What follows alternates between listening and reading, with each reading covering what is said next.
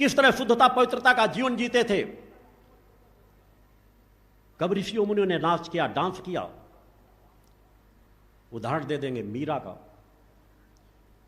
मीरा जैसी भक्त किसी के पास आ जाए, मुझे आके मिले। मीरा भूल जाती थी, तब वो नृत्य करती थी, खो जाती थी कृष्ण की भक्ति पर। मगर आज तो तैयारियां कर करके जाया जाता है। कथावाचक वह बुलाए जाते हैं जो लोगों को ज्यादा अच्छा नृत्य करा सके। भगवान की कथाएं हो, मैं इसका विरोध नहीं करता, जगह जगह कथाएं हो, मगर कथाओं में नृत्य को रोकना चाहिए। गीत गाया जाए, तालियां बजाइए, मन को मग्न कीजिए, उस चेतना तरंगों को अपने अंदर पी जाइए, हजम कीजिए, और फिर देखिए आपको तृप्ति कितनी मिलती है। नाचोगे, गाओगे और फिर घर में जाके कहोगे शरीर थक रहा है, टूट रहा है, कैसे तृप्ति की अनुभूति करोगे। एक एक गीतों को अपने हृदय में समा जाओ। जिस इष्ट के गीत हो रहे उस इष्ट के चरणों पर का ध्यान लगाओ, तृप्ति तब मिलेगी। हमारे समाज ने आज हमारे समाज को बहुत उथले पल पर धर्म को ले जाया जा रहा है, और अगर इस धर्म को इसी उथलेपन में ले जाने पर रोका नहीं गया तो समाज बहुत संघर्षों का सामना करेगा। कथावाचक जो स्वयं तपस्वियों का जीवन नहीं जीते, 5 या 10% से ज्यादा लोग आपको नहीं मिले कथावाचक जो वास्तव में तपस्यात्मक जीवन जीते हों। बाकी सभी व्यवसायिक जीवन जीते हैं। वर मरे या कन्या, उनको दक्षिणा से कार्य रहता है, लाभ मिलना चाहिए। लोग नाचते हैं, वो कहते हैं हम लोगों को नचाते हैं। लोग कह रहे हैं हमको शराब भी पीने के चाहिए, तो शराब भी पिलाना शुरू कर देंगे। बड़े बड़े कथावाचक बने बैठे हैं। करोड़ों करोड़ों रुपए एक शिविर की उनकी फीस होती है। कोई रुद्राक्ष परोस रहा है, कोई कुछ रहा है, रुद्राक्ष की ताकत को जिन्होंने खुद एहसास नहीं, कोई कुछ कर रहा है। गहराई पे नहीं ले जाना चाहते। कथाओं में हमारे भगवान की उन कथाओं को नहीं सुनाना चाहते कि उनका जीवन किस तरह का था, किस तरह उन्होंने पुरुषार्थ किया, किस तरह उन्होंने परोपकार किया, वह किस तरह अपने गुरुओं का सम्मान करते थे, किस तरह अपने माता पिता का सम्मान करते थे, वो किस तरह पुरुषार्थ और परोपकारी जीवन जीते थे। राधा कृष्ण की तो तस्वीरें आप लोगों ने अनेकों देखी होगी, क्योंकि तस्वीर बनाने वाले आधे से 50% या 75% वो लोग होंगे जो सनातन के द्रोही हैं। एक दूसरे से लिपटी हुई मां राधा की और कृष्ण की तस्वीरें बना बना के, जैसे उनका जीवन अश्लीलता से भरा हो, और फिर कहेंगे देखने वालों की निगाहें गलत हैं। भाई मैं कह रहा हूं कि देखने वालों की निगाह गलत, तो क्या हमारी मां राधा ऐसी थी? क्या मां राधा इस तरह थी कि उनकी एक कमर मुट्ठी में पकड़ लो? भगवान कृष्ण क्या इस तरह का जीवन जीते थे? बचपन में कंस जैसे राक्षस का वध कर दिया हो, सैकड़ों अन्य राक्षसों को वध कर दिया हो, कितना बलिष्ठ व्यक्तित्व रहा होगा। कब उनके बलिष्ठ व्यक्तित्व की छवियां हमें सामने दिखाते हैं, उनको दिन प्रतिदिन कम करते चले जा रहे हैं। और दुर्भाग्य से अब कुछ तस्वीरें समाज में भगवान राम, माता सीता की उसी तरह की आनी प्रारंभ हो गई है, जो कभी नहीं रही। मेरी याद में नहीं, मगर मैं इधर साल 2 साल से देख रहा हूं, वेदना होती है कि जहां भगवान राम की, भगवान मां सीता की छवियां देखते थे, मर्यादाओं में सहज भाव से मन एकाग्र हो जाता था। मगर आज उसी तरह जिस तरह राधा और कृष्ण की तस्वीरें, उसी तरह माता सीता की और भगवान कृष्ण राम की तस्वीरें बनाने लगे हैं। कोई बोलने वाला नहीं, क्योंकि जिन्हें बोलना चाहिए हमारे सम्मानित धर्म के शंकराचार्य तो मिट्टी के माधव बने बैठे हैं। धर्म किसी दिशा में जा रहा हो, आवाज ही नहीं उठाना चाहते कि हमें कब क्या करना चाहिए, समाज का किस तरह से मार्गदर्शन करना चाहिए। मैं कह रहा हूं यह काल वह है जहां छत्र सिंहासन को छोड़ करके समाज के दुख दर्द को समझ करके समाज का कल्याण किस प्रकार हो सकता है, उस मूल को सुधारने का प्रारंभ कर देना चाहिए। वक्त 100 साल लगे, 200 साल लगे, 500 साल लगे, हम हजारों साल इंतजार करने के लिए तैयार बैठे हैं। हमें खजूर की पेड़ की तरह नहीं बैठना, मगर हम मूल को किस तरह संवारेंगे, मूल धर्म को किस तरह जागृत करें, मूल संस्कारों को किस तरह समाज को समाहित कर दें, आज उसकी आवश्यकता है। जब तक उस दिशा में कार्य नहीं किया जाएगा तब तक समाज का कल्याण नहीं हो सकेगा। हमारे युवा वर्ग भटकता चला जा रहा है। हमारे धर्म के शंकराचार्य पान के चद्दर सो रहे हैं, ज्ञानी हैं, महापुरुष हैं, मगर सिद्ध नहीं है। बस दुर्भाग्य यही है, और सिद्ध की दिशा में बढ़ना भी नहीं चाह रहे। आदि गुरु शंकराचार्य जिन्होंने 4-4 मठों की स्थापना कर दी। कब हमारे शंकराचार्यों ने आगे बढ़कर के प्रयास किया कि आदि गुरु शंकराचार्य के बारे में समाज जाने, उनकी पिक्चरें बनाई जाती, उनके बारे में संदेश दिया जाता, उन्होंने किस तरह तपस्या की, किस तरह जगह जगह जा करके उन्होंने साधनाएं की, उन्होंने किस तरह सोच दी, कैसे विचार थे, कि मात्र 32 वर्ष की अवस्था में उन्होंने 4-4 मठों की स्थापना कर दी, समाज को जागृत प्रदान किया और अपने तब्बल के माध्यम से शस्त्रार्थ भी किया, और जहां जरूरत पड़ी सूक्ष्म शरीर धारण करके दूसरे में प्रवेश करके सूक्ष्म का ज्ञान प्राप्त करके भी अपने आप को विजयी घोषित किया। वह सूक्ष्म जिसने मैंने कल चिंतन दिया था कि हमारे अंदर हमारा स्थूल शरीर, हमारा सूक्ष्म शरीर है, उस दिशा में कम से कम आम समाज नहीं बढ़ रहा, मगर हमारे साधु संत सन्यासी ऋषियों को तो बढ़ना चाहिए। मगर हर मनुष्य का कर्तव्य है, जो साधु संत ऋषि नहीं बनना चाहता वह कम से कम अन्नमय कोष प्राणमय कोष को जरूर जागृत करे। 2 कोषों को जागृत करेगा तो उसका कर्म अच्छा बनेगा, कर्म अच्छे बनेंगे तो संस्कार अच्छे बनेंगे। ये 2 कोष तो जागृत करना हर एक का कर्तव्य है कि हमारा अन्नमय कोष, हमारा प्राणमय कोष प्रभावक बना रहे, हमारी प्राण चेतना हमारी सही तरीके से कार्य करे। प्राण चेतना हमारी अच्छी तरीके से कार्य करेगी तो हमारी सोचने समझने निर्णय लेने की क्षमता बढ़ेगी। हम कृषि कार्य कर रहे हैं, नौकरी कर रहे हैं, व्यवसाय कर रहे हैं, राजनीति क्षेत्र में, समाज सेवा के क्षेत्र में हमारे कार्य करने की क्षमता कई गुना ज्यादा बढ़ जाएगी। इसलिए मैंने कहा नित्य प्राणायाम, नित्य ध्यान में थोड़ी देर बैठना, यह हर मनुष्य का कर्म होना चाहिए।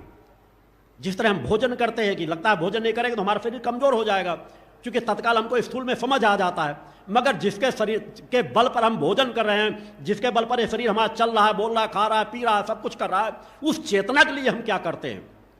उस चेतना के लिए हमारे पास 5 मिनट का समय नहीं है। तो प्रयास करना चाहिए। यही साधना पथ है, यही आराधना का पथ है। इसी साधना आराधना के पथ में आपने गुरु ने आपको अपने आप को तपाया है। इसी आराधना के बल पर मैं किसान परिवार में मेरा जन्म हुआ है, मगर अगर मैंने विश्व अध्यात्म जगत को साधना तब्बल की चुनौती दी है तो किसी आडंबर के लिए नहीं। मुझे कोई सम्मान की भूख नहीं है, सामान्य सा जीवन जीता हूं। कल भी मैंने बताया था कि 28 साल आखिर जब एक छोटा सा कमरा बनवा लिया था, उसी कमरे में आज भी रह रहा हूं। उससे ज्यादा सुख सुविधाओं से मेरे शिष्य रह रहे हैं। मेरा लक्ष्य सिर्फ और परोपकार है। साधना आराधना के बल पर ही समाज में जो परिवर्तन आ रहा है, जो हजारों लोग आ करके अपने आप को स्वयं नशा मुक्त करने के लिए यहां बढ़ करके आते, एक बार कहने मात्र से नशा मुक्त हो जाते हैं। और जिसकी कथनी करने में फर्क होगा वो समाज को दिशा नहीं दे सकता। चमत्कार देखना हो तो यहां हर पल चमत्कार होते हैं। मैं भी अब कुछ समय पहले की घटना बताऊं, अकेला नहीं था कि मैं अकेला बात कर रहा हूं। मेरा जो गाड़ी ड्राइवर चलाने वाला था, माता जी भी बैठी थी उस गाड़ी में, पीछे एक गाड़ी और थी, उसमें भी 2-3 शिष्य बैठे थे। इस साल सभी जगह बाढ़ आई थी, ये नदी भी प्रवाह में थी, काफ़ी बाढ़ में थी।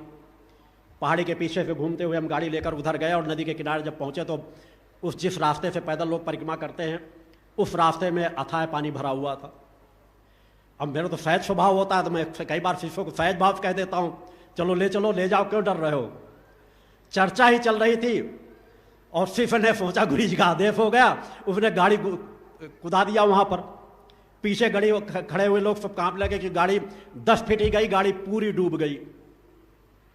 अब अंदर बैठे व्यक्ति को ना तो किसी को रास्ता दिखे किधर जाना, मात्र 10 फीट का रास्ता, बगल में गहरी नदी, और 2 दिन से पानी चल रहा था। कितना रास्ता कहां काट चुकी होगी इसका भी किसी को पता नहीं। अब चूंकि बढ़ा चुका था, अब यही आपत्तिकाल कभी आ जाती है तब कुछ न कुछ छोटी मोटी चीजें एहसास करा देना पड़ता है। मैंने कहा बस गाड़ी सीधी रखना, डरना मत, मैं बैठा हूं। अब ना आगे दिखाई देना किसी तरफ, जब शीशा ही पूरा पानी में डूब गया, ऊपर तक गाड़ी डूब गई। मैं देख रहा था जो गाड़ी चला रहा उसके पैर यूं कांप रहे थे। मनुष्य समझाया परेशान न हो। कुछ दूर और आगे गाड़ी गई, दानवीर की गुफा के करीब 50 फीट पीछे तक, 25-30 फीट पीछे तक गाड़ी ने काम करना, सभी सेंसर बंद हो गए, गाड़ी काम करना बंद कर दी, एक कदम आगे चलना बंद कर दी। लगा अब तो कोई रास्ता नहीं, मैं तो तैरना जानता था, मगर सबको साथ लोगों को छोड़ा भी नहीं जा सकता था। अकेला होता तो गाड़ी को छोड़ देता, निकलता बाहर, तैर के निकल आता। चिंतन करना पड़ा उन शक्तियों का कि गाड़ी को ढेल करके बाहर खड़ा करो। ड्राइवर मौजूद है, जानकारी ले लीजिए। गाड़ी सभी गियर सब कुछ काम करना बंद कर दिया था और गाड़ी 2-2, 4-4 इंच जैसे 2-4-6 लोग उसको ढेल रहे हों, ढेल करके निकाल करके ला करके, जबकि गाड़ी पूरे, और जिस जगह तक दानवीर की गुफा पे अथाह नदी का प्रवाह आ रहा था कि जहां थोड़ा सा शीशा खुलता था ऊपर के हिस्सा तो दिखता था कि जैसे गाड़ी तैर जाएगी ऊपर। पूरी सीधी जो नदी की धार वहीं दानवीर की गुफा पे आके टकराती है। दानवीर की जहां गुफा है वहां पर कम से कम 6-7 फीट पानी भरा हुआ था।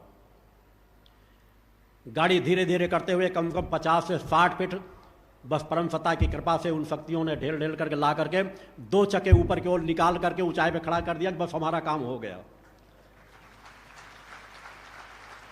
मैंने कहा 10 मिनट इंतजार करो। 10 मिनट इंतजार करने के बाद तुम्हारे सभी सेंसर काम करने शुरू कर देंगे। इधर से गाड़ी उधर वाली वापस लौट गई। जब देखा कि गुरुजी की गाड़ी तो पूरी समा गई नदी में, लौट के आकर के दानवीर की गुफा से इधर पहुंचे, देखा, मैंने कहा मेरी गाड़ी सकुशल है। परेशान हो, 10 मिनट बाद गाड़ी के सभी सेंसर काम करने शुरू कर दिए, चलना प्रारंभ कर दिया। मैंने कहा चलो तुम्हारे लिए अनुभूति के लिए एक क्रम था, मगर ऐसी गलती कोई भी ना करे। आग और पानी से कभी भी रिस्क नहीं लेना चाहिए। ये छोटी छोटी क्रियाएं हर पल यहाँ होती है। लाभ लेने वाले तो नित्य प्रति आकर के असंभव से असंभव कार्यों में लाभ लेते हैं, लाभ प्राप्त करते हैं।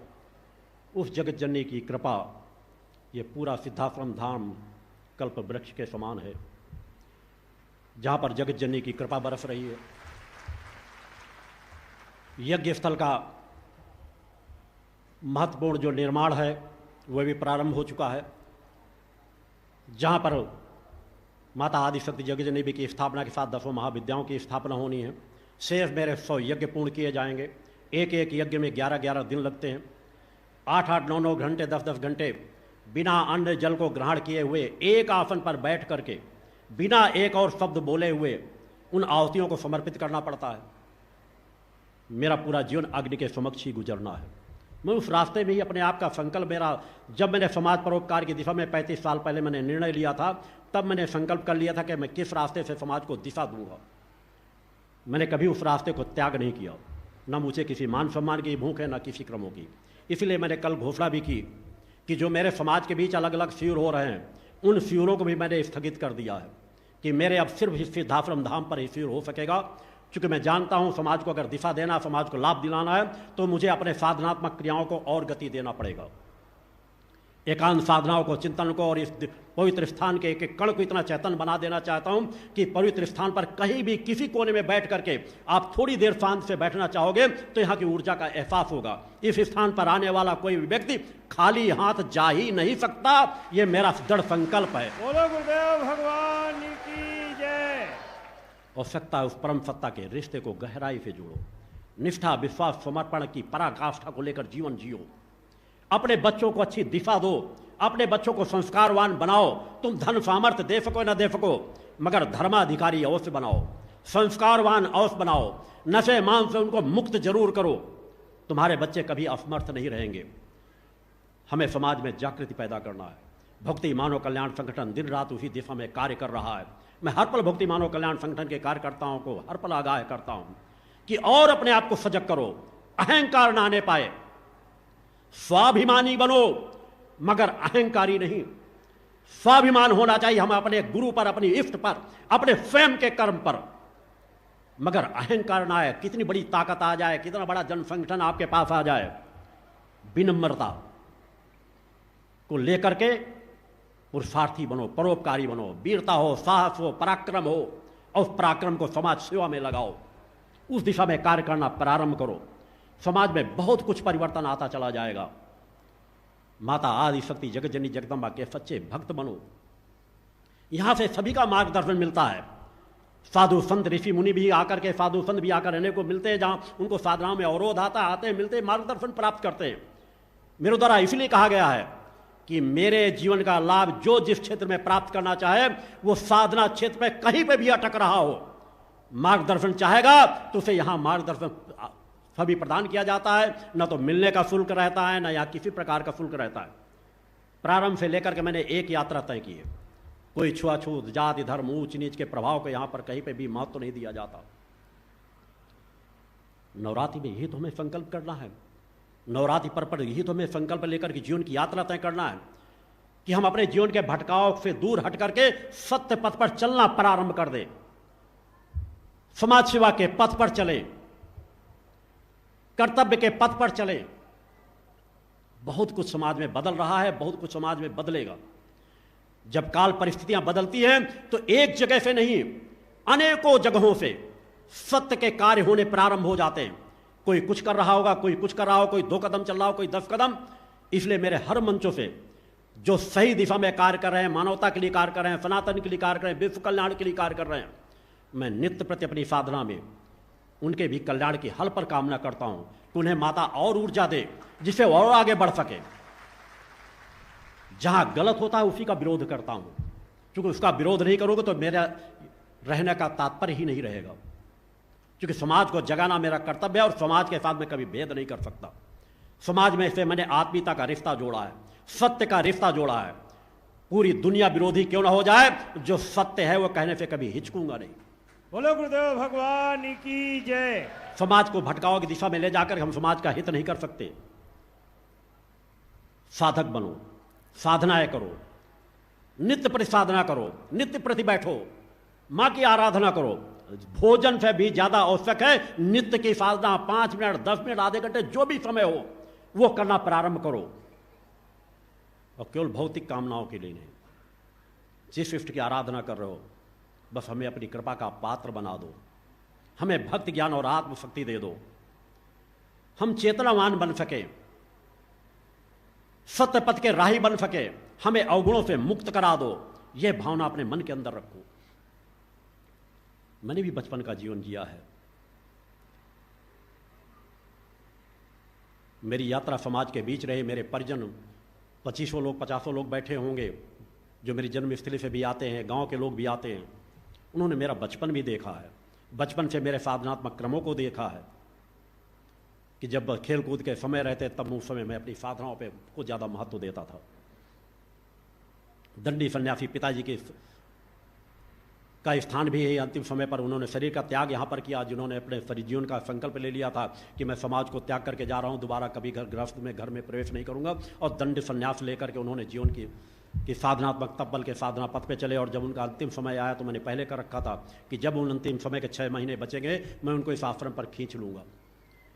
और जब जहाँ पर थे किसी को नहीं पता रहता कहाँ रहते, मैंने एक शिष्य को बुलाया कि जाओ वो इस क्षेत्र में आपको मिल जाएंगे, और उनको केवल मेरा संदेशा दे देना कि आपके छोटे पुत्र ने आपको बुलाया है, वो तुम्हारे साथ आ जाएंगे। जबकि उसके पहले घर परिवार रिश्तेदार बहुत प्रयास कर करके थक गए थे।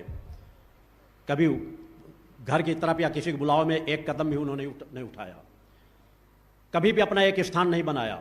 सैकड़ों मंदिरों का जीर्णोद्धार कराया। मंदिर बनवाते थे, वहां के लोगों को सौंपते थे, उस स्थान को छोड़ देते थे। बजरंगबली के विष्णु के उपासक थे। बजरंगबली की सिद्धि उन्हें प्राप्त थी। इसका एहसास उन्होंने कई जगह अपने शिष्यों को कराया। और जब मेरी प्रयागराज में मुलाकात हुई थी और प्रयागराज से जब मैं लेकर के जा रहा था उनको, एक बार मेरे कहने से आग्रह पर एक वही मुलाकात हुई थी, दूसरा आश्रम आने पे हुई थी, किसी के कहने में नहीं चलते थे।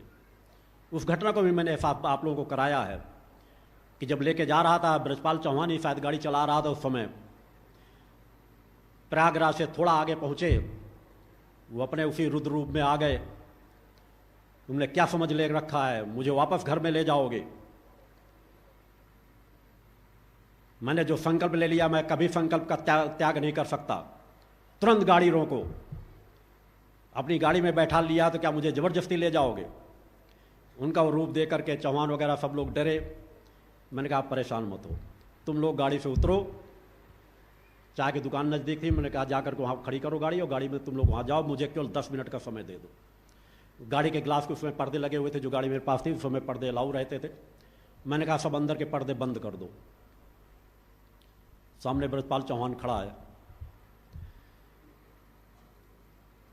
इनके जाते ही मैंने उन्हें बताया कि मैं कौन हूं।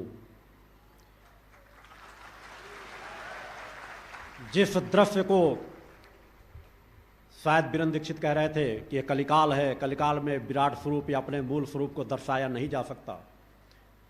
यदि कहीं विषम परिस्थिति पड़ती है, वो मेरे पिता थे, मेरा कर्तव्य था कि मैं उनका कल्याण करूं। ऋषित्व पथ पे, साधना पथ पे थे, उन्होंने जो साधना तपस्या की थी उनका फल मैं दे सकूं। 5 मिनट में मैंने उन्हें जो दृश्य दिखाया, उसके बाद पूछो इन्हीं लोगों से, जब वो कहीं उनके मेरे चरण स्पर्श नहीं करो, इनके चरण स्पर्श करो।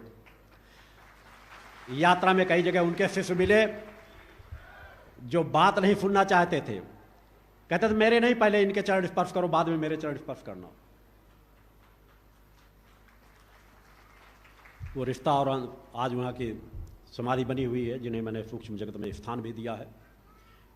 ये यात्रा चलती रहती है, क्योंकि समाज भूल चुका है कि ऋषियों मुनियों के पास वो जो तपस्यात्मक बल था, कोई चमत्कार नहीं रहता था, यह सत्य का बल रहता था।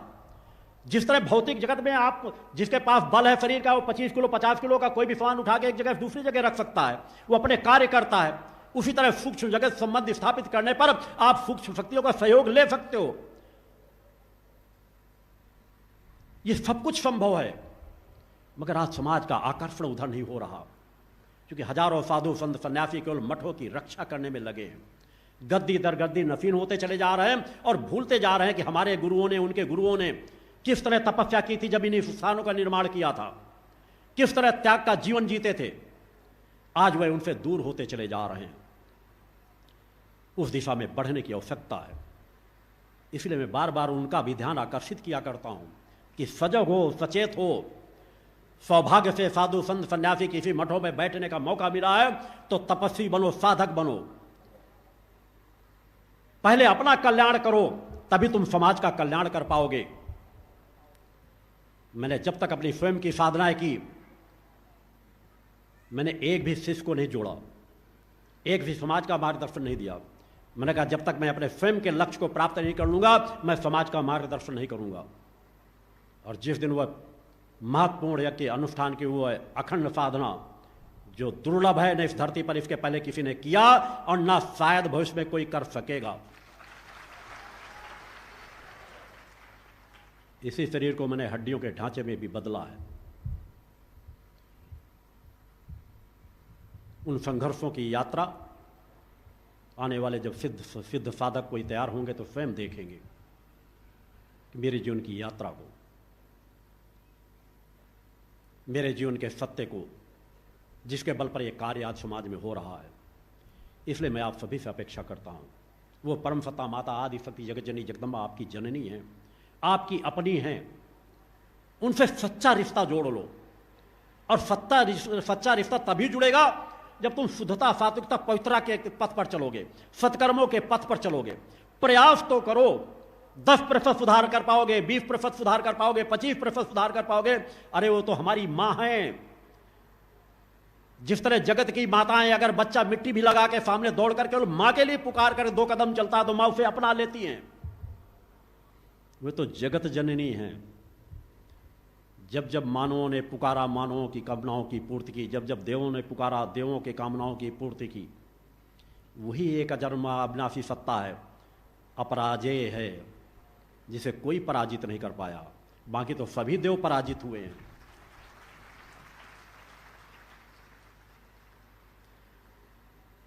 अतः नवरात्रि पर्व पर सच्चा रिश्ता जोड़ो। गुरु और इष्ट से सच्चा रिश्ता जोड़कर जीवन जी करके देखो, एक अलग तृप्ति मिलेगी, एक अलग आनंद मिलेगा। परोपकार में, समाज सेवा के मार्ग में लगा करके तो देखो। जिस तरह तुम उस परम सत्ता से कुछ प्राप्त करना चाहते हो, अपने से आगे खड़े हुए लोगों से कुछ प्राप्त करना चाहते हो, तो बहुत बड़ा समाज है जिसे तुम्हारी आवश्यकता है, जिसका कल्याण कोई दूसरा नहीं कर सकता, तुम ही कर सकते हो।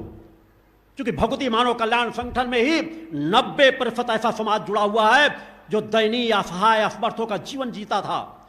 उस जीवन से ऊपर उठ करके आज मां की कृपा से खड़ा हुआ है। तुम दुख दर्द को जानते हो, समाज को, कि समाज के लोग कितना दुख दर्द दिनों का जीवन जी रहे हैं। एक एक छप्पर नहीं डाल पाते अपने घरों में, एक एक बच्चों को फीस नहीं जमा कर पाते, बच्चों को कपड़े नहीं पहना पाते, बच्चों को जूते नहीं पहना पाते। ऐसा तड़पता कराहता समाज हमारे आसपास पड़ा हुआ हो और हमारे हाथ उस दिशा की ओर न बढ़े तो हमारा दुर्भाग्य होगा। फिर माता आदि शक्ति जगत जननी जगदम्बा हम पर कभी कृपा नहीं कर सकती। अतः सच्चे मन से उस दिशा में कदम उठाओ, प्रयास करोगे, सब कुछ संभव है। कल विजयादशमी का पर्व है। प्रातः 7 बजे तक जो यहां उपस्थित हो जाएंगे उन्हें दीक्षा प्रदान की जाएगी, अन्यथा 1 वर्ष तक इंतजार करना पड़ेगा, क्योंकि मैं शुरू में ही दीक्षा देता हूं, बाद में किसी को नहीं देता। कल 7 बजे जो प्रातः यहां उपस्थित हो जाएंगे उन्हें दीक्षा प्रदान कर दी जाएगी। मेरे लिए दीक्षा के लिए कोई शुल्क नहीं रहता। एक नारियल हो सके खरीद के रख लेना और यहां से ले जाना, अपने घर में बांट करके खुद अपने घर के परिजनों को देना और 2-4 पड़ोसियों को भी बांट देना कि यह सिद्धाश्रम धाम का प्रसाद है। अगर मुझे दे सकना तो अपने अवगुण दे देना, नशे से मान से मुक्त होने का संकल्प ले लेना।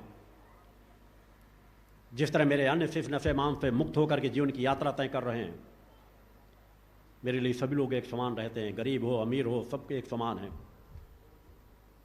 मैं जिस कार्य के लिए आया हूं उस कार्य में 2 कदम जब सिर्फ चलते ही मेरी जीवन की तृप्ति है। मैंने कल सभी बिंदुओं पर अपने विचार रखे। कल विजयादशमी पर्व पर महत्वपूर्ण विचार होंगे। आज उसी समय पर दिव्य आरती की जाएगी। मेरे चिंतन भी बीच बीच में जो आवश्यक होंगे आपका मार्गदर्शन भी दिया जाता रहेगा।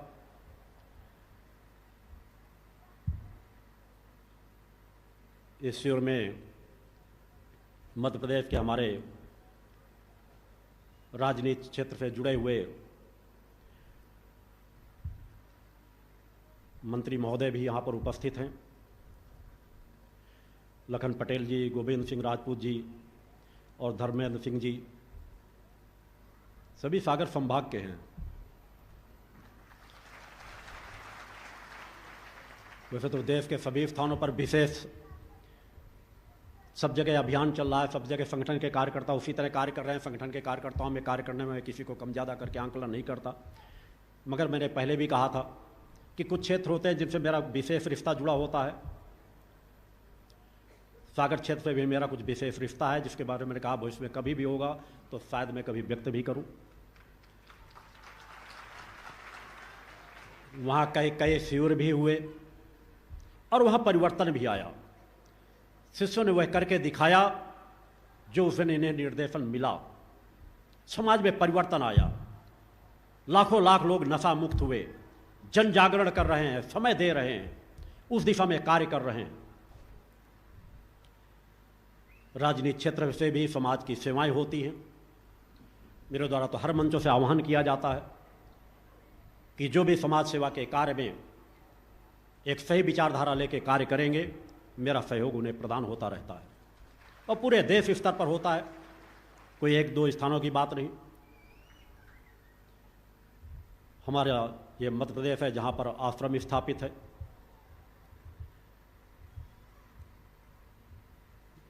उप मुख्यमंत्री जी को भी आना था, कुछ कारणों से उपस्थित नहीं हो पाए, मगर कम से कम 3 मंत्री इस पवित्र स्थल पर उपस्थित हैं।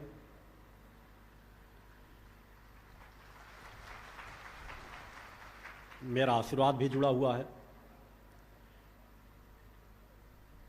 मगर मेरे विचार जो रहते हैं वह मैं आज भी व्यक्त करना चाहूँगा कि आप लोग राजनीति क्षेत्र में कार्य कर रहे हैं, जनप्रतिनिधि हैं, समाज सेवा से जुड़े हुए हैं। मध्य प्रदेश को बहुत आवश्यकता है कि राजनीति में एक ऐसा परिवर्तन आए, इस दिशा से कार्य किया जाए कि राजनेताओं को लोग भगवान की तरह पूजे।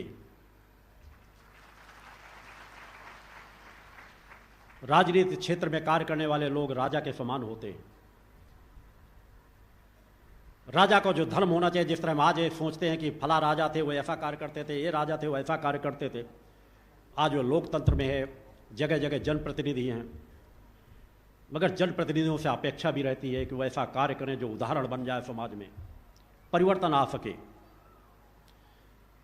सत्ता बदली, बीजेपी आई, निश्चित है समाज में केंद्र में यहाँ आने को प्रदेशों में बहुत अच्छा कार्य हो रहा है, उसकी सराहना की जानी चाहिए। क्योंकि आज़ादी के बाद जो 50 साल पे हो रहा था, अगर वो 25-50 साल और चलता तो शायद जिहादी अपनी इच्छाओं की पूर्ति करने में सफल हो जाते। मगर परिवर्तन आया, जागृति आई, अनेक क्षेत्रों में बहुत अच्छे कार्य किए जा रहे हैं। मगर जैसी अपेक्षा मेरी है